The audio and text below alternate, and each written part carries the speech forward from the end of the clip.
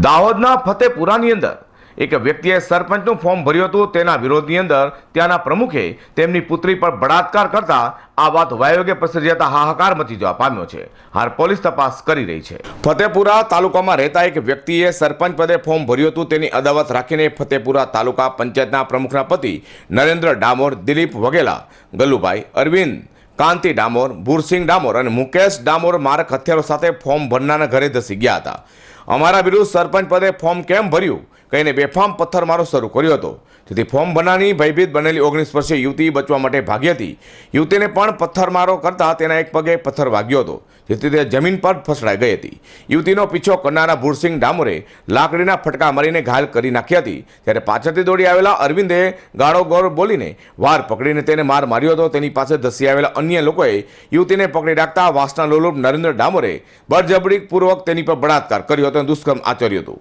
બેફામ ગાળો બોલીને નરેન્દ્રે કુકર્મ બાદ યુવતી ઉપર પેશાબ પણ કર્યો હતો। ઘર તરફ ધસી જઈને તોડફોડ કર્યા બાદ તેઓ ફરાર થઈ જવા પામ્યા હતા। પરિવાર સાથે પોલીસ મથકે ધસી ગયેલી યુવતીએ હુમલો અને દુષ્કર્મ કરનાર લોકો સામે ફરિયાદ નોંધાવતા કાર્યવાહી હાથ ધરી છે। પડતા જઈને આવ્યા, હું ભાગવા ગઈ અને પથ્થર મારો કર્યો ને તો 2 પથ્થર મારા પગમાં વાગી ગયા। તેમ છતાં હું ભાગી ગઈ, પણ એ દોડીને આવ્યા એટલે મને પાછળના ભાગમાં 3 લાકડી મારી। પછી હું નીચે પડી ગઈ ને એટલે પછી મારા વાળ પકડી અને ઘસેડીને લઈ ગયા।